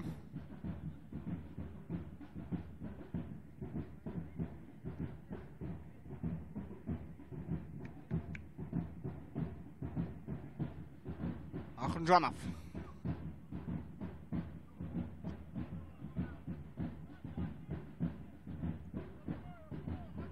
Почхонбаев. Рикошет от спины Сазарбека Ниматова. Саид Омархон. Двое против него. Ну, понимает, да, игрок Ильбиса, что пространство давать 27-му номеру соперника нельзя. Андрей Амонов здесь ошибся. 3 игрока идут в атаку против одного. Ахунджанова, Бакалеев, Омаров и гол. 2-0, друзья. Вот так вот. Еще одна ошибка игрока Ошму Алдиер. На этот раз Андрей Амонов, да, вот когда мяч контролировали футболисты Ошмалдер, ошибается. И Даниэль Омаров, который недавно появился на поле, забивает второй гол своей команды. Счет становится 2-0. Ну и замена происходит. 17 номер появляется у команды Ошмалдер. Уходит Рустамджан Гучкоров. И появляется у нас на поле Нуртай Абдраманов. Под 17 номером еще один отечественный молодой футболист. Ну и поздравляем мы команду Ильбирс. Султан Бакалеев отмечается голевым пасом. Даниэль Омаров с забитым голом. Очередной гол со стороны Даниэля. И перехитрил он голкипера. Первым добрался до мяча и просто-напросто перекинул Акмала Рахимова. 2-0, друзья. Ну, я говорил о том, что Ильбирс попытается взять реванш, да, за встречу в первом круге. 2-1 та встреча закончилась. И пока что этот реванш у них получается. Здесь столкновение, крики, но все в порядке с игроком. Команду Ошму не хотелось бы, чтобы кто-то получил травмы. Вообще травмы — это страшная вещь, да, в футболе. Аж смотреть неохота на некоторые столкновения. Даже на повторах, да, вот такие вещи иногда не показывают. Дабы зрители не видели, да, до какой степени там можно нанести травму. Там открытые переломы, закрытые переломы. Вообще страшно иногда бывает. Но не очень часто, да, вот сколько людей по всему миру играет в футбол. И вот такие моменты, они не очень-то и часты, что радует. Но, тем не менее, футбол является одним из самых травмоопасных видов спорта. Ахунджанов подключается вторым темпом к этой атаке. Ахунджанов сильно пробивает и мимо ворот мяч летит.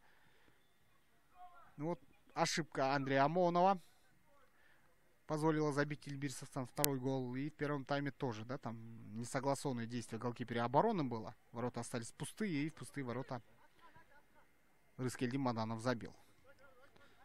Наджибулло Халиджанов его спокойно оттесняет Шаталин корпусом. Бакат Мирзалимулу ошибся. Нематов. Разолов. На Рауфа Асинова. Ой, какое столкновение, но все в порядке с игроками. Саида Мархон идет вперед, против него Султан Бакалеев. Хороший пас. И нарушение правил. Атай Шенкулов. Нуртай Абдраманов получает толчок по спине. Ну и замена двойная у Ильбирса. Бакалеев уходит, и вместо него появляется Манас Кубаныч Пейкулу по 23-м номером. А также вторая замена. Кто там уходит? Сейчас узнаем.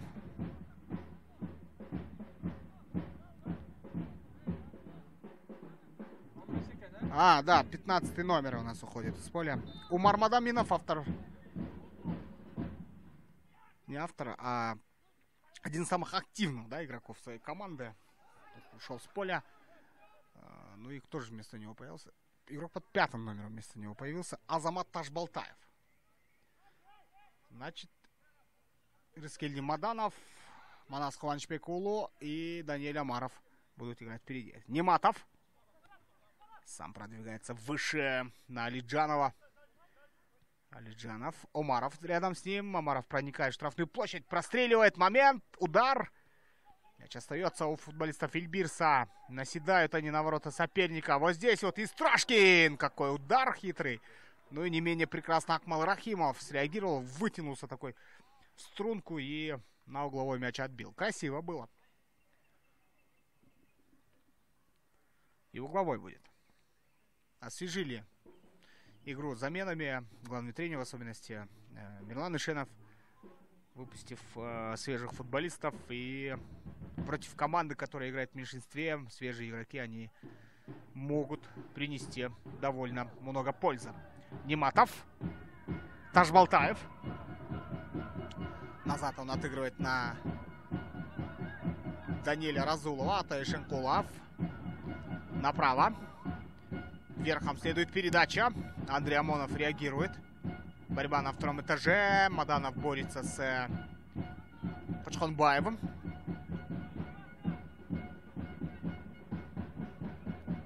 Даястан Беконов. в окружении троих. На что он рассчитывал-то? Непонятно. Спокойно мяч у него отбирает футболист Ильбирса. Разулов. Алиджанов. Снова Разулов. Исманалиев. Направо отыгрывает классно. И Страшкин разгоняется. Хорошая скорость у Артема. А вот выбор продолжения атаки не очень хороший был, конечно. Мог и сыграть направо. В толпу он сыграл, а там несколько футболистов соперника уже ожидали такого паса. Желтая карточка. Здесь от соперника ушел. 17 номер. Нет, пожалел арбитр. Не стал показывать желтую. Кто там у нас был? На правом фланге. Манас Хуанчпекулу. Он только что появился тоже на поле.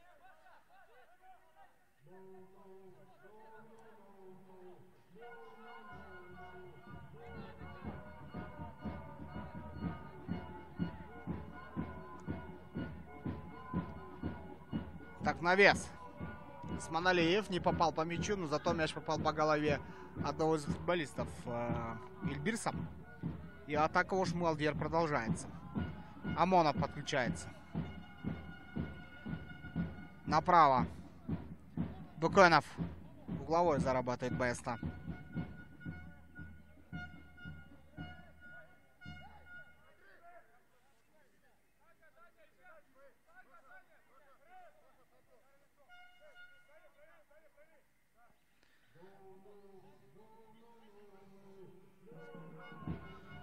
Так, заброс. Хороший. И отбивается эльбирсовцы. Отличный пас. Навес был со стороны Нуртая Абдрахманова. Снова Нуртай. Еще один навес. Ну, здесь Исманалиев спокойно выходит. Забирает мяч.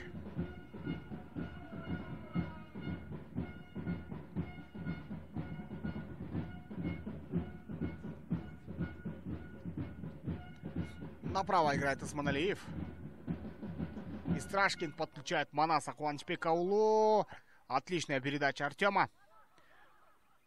Манас Хуанчпекаулу на Даниэля Амарова он сыграл.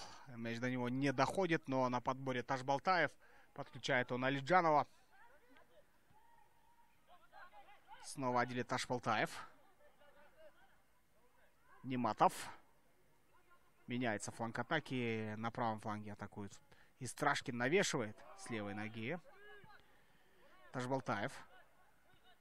Отыгрывает он назад. Разулов. Хорошее забегание. Нету офсайда. И Страшкин простреливает. Здесь удар под перекладину и гол. 3-0, друзья. 3-0. Рыскельди Маданов делает дубль. Классная атака, образцовая, но... Стоит только пожалеть команду Ошмалдир. Не вовремя, конечно, удалился у них один футболист. Ахмаджон Анваров. В меньшинстве противостоять игрокам, которые вышли со скамейки, сложновато. Хотя гол создали игроки, которые играют еще с первого тайма, со стартовых минут. А и Страшкин ценой своего повреждения отдает голевую передачу. Ну что ж, Ильбирс 3-0 впереди, как говорится, месть удалась. Напомню, в первом круге встреча завершилась со счетом 2-1 в пользу команды Ошмалдир. Ну теперь, наверное, можно обратить внимание на турнирную таблицу, друзья. Ильбирс наберет после 11 матчей 12 баллов. Довольно неплохо, потому что ни в чей талант перед ними. У них по 14 баллов, но... У них по одному матчу в запасе остается. Но тем не менее, 12 набранных баллов в таких играх. Это неплохо. 4 игры, 7 поражений. Это очень хороший, не очень хороший, но довольно хороший результат. Вот после предыдущего матча я спросил, ну не после предыдущего, а после матча 9-го тура у Мирлана Ишенова, как он оценивает выступление с командой, он сказал 2 с плюсом. То есть ему не нравится результат своей команды. Ну, может быть, где-то слукавил, да, Мирлан Ишенов. Но в целом Он сказал, что ставит команде оценку 2 с плюсом. Ну, я, конечно, не главный тренер, но вот, судя по турнирной таблице, вот после 10 туров, после 11 матчей, можно, наверное, 3 поставить Ильбирсу. Еще 2 замены готовятся у Ильбирса. Смонариф на месте.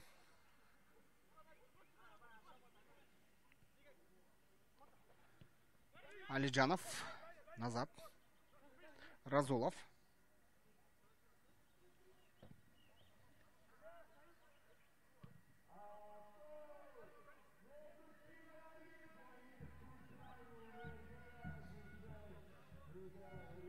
Значит, на правом фланге почувствовали запах крови футболисты Ильбирса и несутся они вперед забивать 4-й.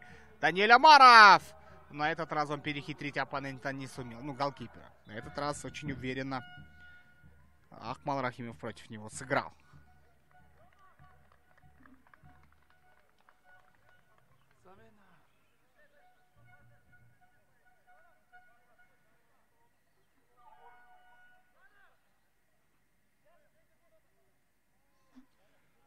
Угловой зарабатывают ильбирсовцы.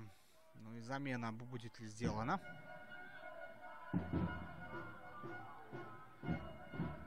Уже сделано. Истрашкин, да, покинул пределы поля. А кто вместо него появился-то?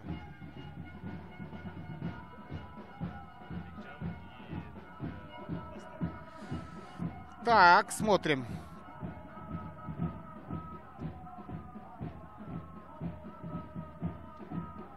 Бекджан Арсланбек Улу у нас появились на поле по 25 номером. И Кулдошев Дастан, да, под 6 номером. Двойная еще одна замена состоялась. Ахмал Рахима. Ворота пустые, но здесь нападение до голкипера. Нарушение фиксирует арбитр. Медики сейчас должны появиться. Ахмал Рахимов ценой своего, опять же, повреждения, он спасает свою команду.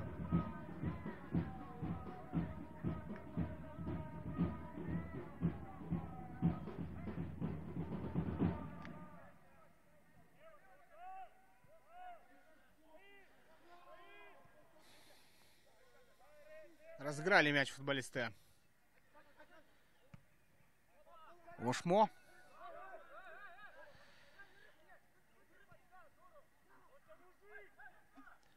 Меньше 5 минут остается. Ну, примерно 5 минут остается. 4 минуты остается. Здесь Куаншпейк.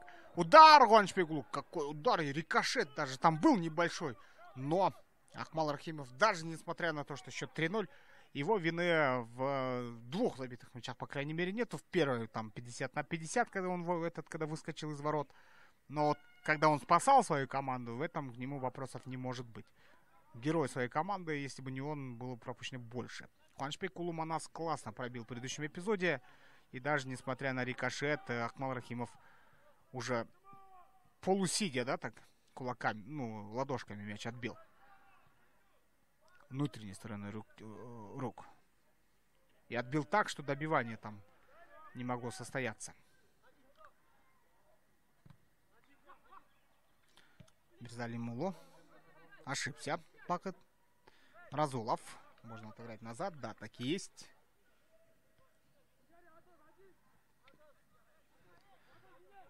Эшенкулов. Эшенкулов потерял свою капитанскую повязку, друзья. Вот в нескольких матчах Эшенкулов даже сидел в запасе. И казалось, он место в старте потерял, но нет. А здесь ошибка, опять же, Омонов. Хэт-трик будет ли? Удар и гол! Рыскельди Маданов сегодня неудержим, друзья. Счет 4-0. Рыскельди Маданов делает хэт-трик, забивает 3 и делает счет 4-0. Ну, такой победы Ильбирс давно не ощущал. И против своего прямого конкурента сегодня подопечный Мирлана Ишенова показывает себя наизамечательнейшим образом. Конечно, помогло удаление, но удаление тоже нужно заслужить. Рыскельди Маданов большой молодец, большой талант. И желаем мы ему, конечно, чтобы он и дальше прогрессировал и радовал свою команду. Вот так вот, друзья, 4-0. Впереди Ильбирс. Ну а команде Ошмо в целом неплохо показывает себя команда. Создает моменты, но вот забить никак не могут. никак не прорвет эту команду. И Александр Бельдинов тоже это понимает, скорее всего. Игра есть, игра поставлена, но вот забивать-то тоже нужно уметь. В футболе побеждает та команда, которая забьет больше. Ошму в атаке. Мяч штрафной площади. Саиду Мархон. Угловой должен быть. Или аут. Аут. Хочхомбаев идет к мячу. Нет, Абдрахманов.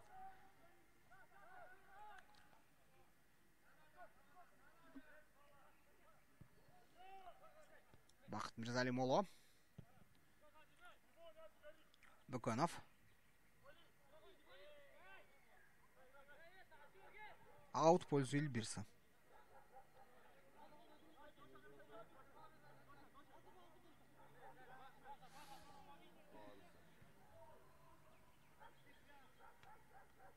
Омаров. Быконов. Подкат со стороны Кулдошева. Нет, Ташпалдаев был. Вот здесь. Шаталин. Наконец-то Шаталин зацепился за мяч впереди, но сохранить он эту сферу не сумел. Выбивает мяч. Омаров.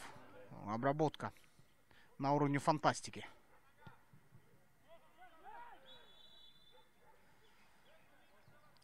Желтая карточка.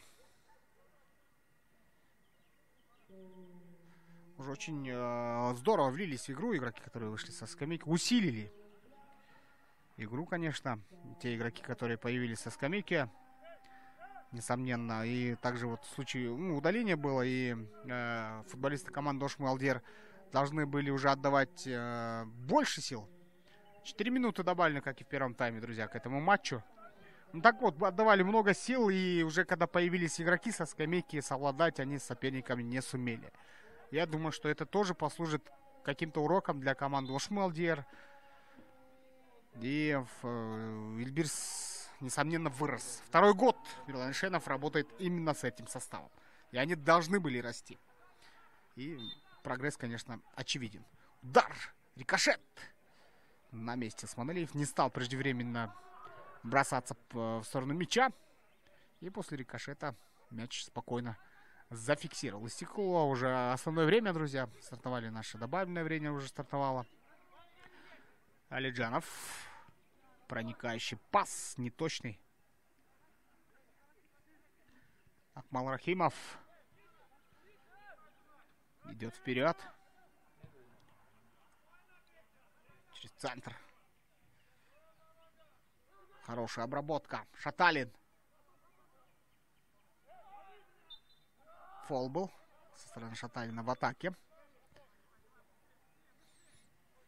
Вторая минута из 4 добавленных уже она стартовала. Друзья, после матча нас ожидает после матча интервью лучшего игрока и 2 главных тренеров. Ну, насчет лучшего игрока, я думаю, у вас никаких вопросов нет. Турыскельди Маданов, автор хэт-трика, конечно же, получит звание лучшего футболиста. Манас Хуанчпекуло сохраняет мяч, он свежий. Здорово, ушел, 5-й будет ли, и перестарался. Но 5-0 это уже было бы избиением. Хорошо, что не залетел этот гол. Конечно, хотят игроки Ильбирса молодые забить побольше. Но, откровенно говоря, мне очень жаль команду Ошму Алдер. Очень жаль Александра Бельдинова. При такой игре пропустить 4 мяча, это, конечно, обидно. Хотя сегодня в этом матче многое, которое я видел в исполнении команды Ошму Алдер, в этом матче я не увидел.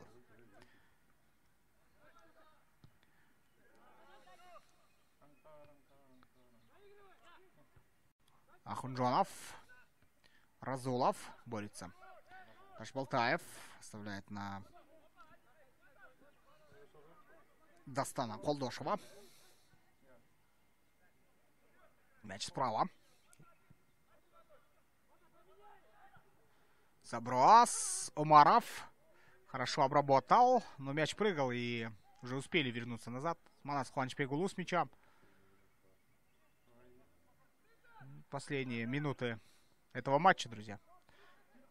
И Омаров пробивал снова. Да, Рыскельди Маданов это был. Сманалиев.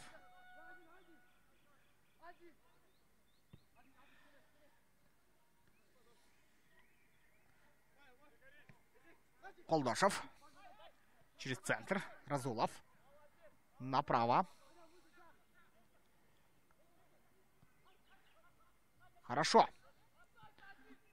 Ну, смотрите, как на тренировке, да, видите? Алиджанов. Ну, что он-то хотел-то? Закрутить хотел, но мяч сорвался. Ну, почти истекло время, друзья. Ждем свистка арбитра. И еще раз поздравим Ильбирс с этой яркой победой. 12 очков будет у этой команды. Приблизятся они вплотную к Таланту и Нефчи в таблице, у которых по 14 очков. И уже... Ну все, друзья, завершается встреча. Впереди у нас интервью. Оставайтесь с нами на канале ЛТР Билим-Билим. Для вас работал Аклик Дянчиев. До встречи на футболе.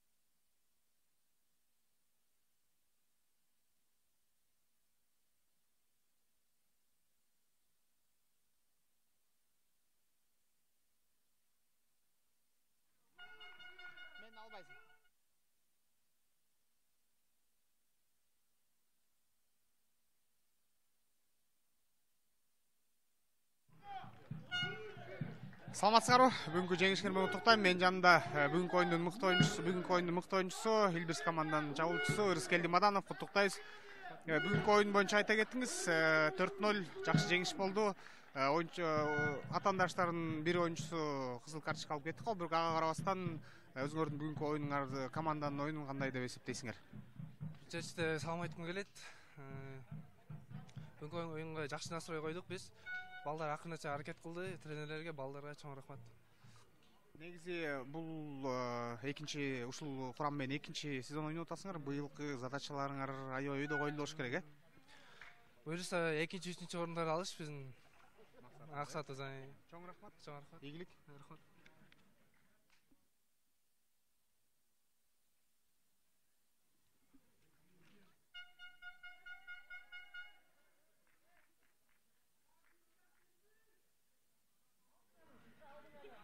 Поздравляю с победой. Очень яркая победа получилась. Ну да, может быть, где-то там сыграло то, что в начале второго тайма был удален соперник, но тем не менее вы и до этого побеждали со счетом 1-0.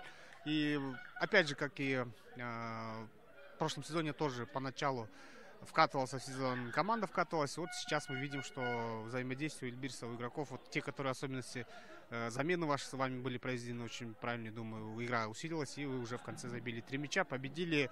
Ну, вообще, кроме позитивного, что-то еще можно извлечь из этого матча? В первом круге вы им 2-1 проиграли, как я помню.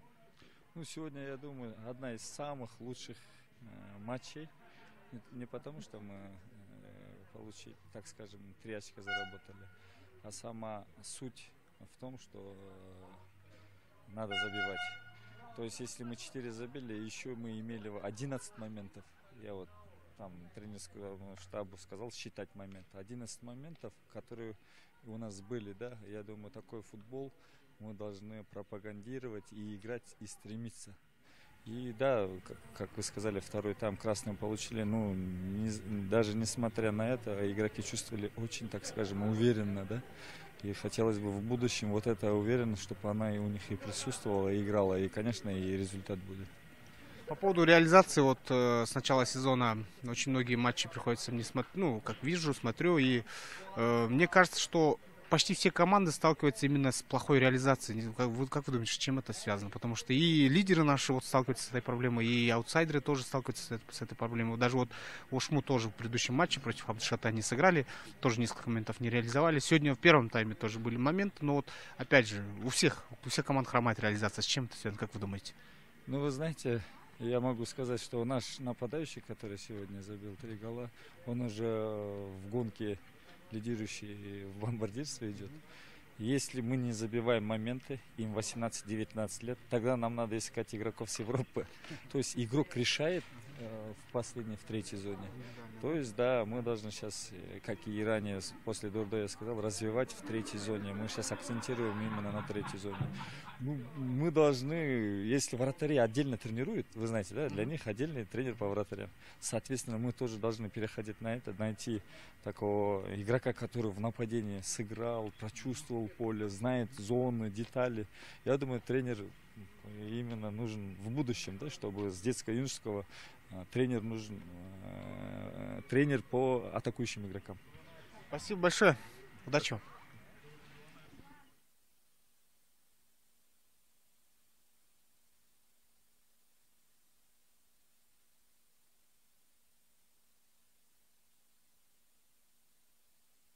Добрый вечер. По игре, опять же, много не будем говорить. Все сами видели. Удаление, да, вот Антон, скорее всего, получил повреждение. Может быть, из-за этого, да, не появился во втором тайме. Игрок, который появился, получил красную карточку за срыв атаки. Но в целом в первом тайме счет был 1-0, но моменты у команды, опять же, вот приходится сравнивать матч с Абдышатой, с реализацией, да, проблем. Я вот только что Мирлан Ишенов задавал вопрос насчет того, что не только у Ошму, не только у Эльбирса, но и у многих команд имеются проблемы с реализацией моментов. Вот как вы думаете, сегодня в каких аспектах команда сыграла очень слабо? Добрый вечер. Вы правильно подметили. В принципе, вы весь анализ сейчас и дали. Да, весь анализ за меня, за тренера. Да, с реализацией. Ну, помимо реализации, я вам уже говорил, что мы работаем и над игрой в обороне. Поэтому у нас есть над чем работать, есть проблемы и в первой зоне, и в завершающей стадии. Поэтому так, я просто хотел акцентироваться на команде Эльбирс. У них Азия. Вот, хотел пожелать их поздравить с победой, во-первых, и пожелать подготовиться. Это как они здесь, как подготовительные все-таки у них к важному событию, и выступить успешно.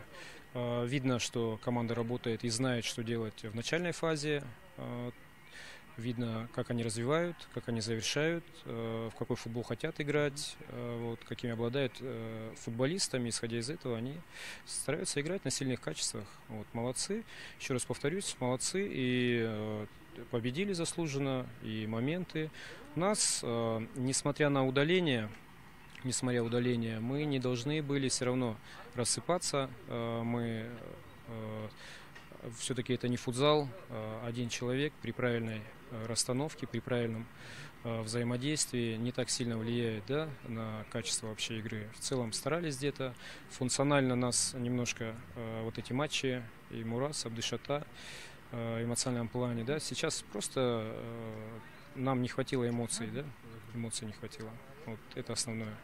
А вот трансферное окно скоро будет летом. Вообще планы есть, да, на то, чтобы усилить команду, потому что вот со скамейки появился игрок вместо Федюнина и сразу получил красную карточку. Хотелось бы, конечно, хотелось бы. Каждый тренер хочет работать, да, и хочет, у него есть намерение как-то воплощать, да, свои идеи. Но если эти идеи не могут, да, реализовываться за счет просто элементарного качества, то, конечно, хотелось бы это качество приобрести. Будем смотреть, в этом направлении будем работать. Исходя из тех ресурсов, которыми мы обладаем. Почему? Потому что на тот бюджет, который мы в десятке по бюджету, не то что в десятке, мы десятые по бюджету.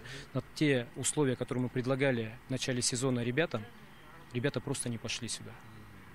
Не легионеры, местные ребята не пошли сюда. Вот и все. Поэтому сейчас пауза. Хотели, конечно, завершить эту паузу на позитивном, да, таком моменте, чтобы. Но есть что есть. Вот. Будем дальше смотреть, дальше двигаться уже по мере поступления каких-то проблем. Уже что завтра будет, неизвестно. Но будем пытаться что-то исправить. Понятно. Спасибо большое. Удачи вам. Все, спасибо вам.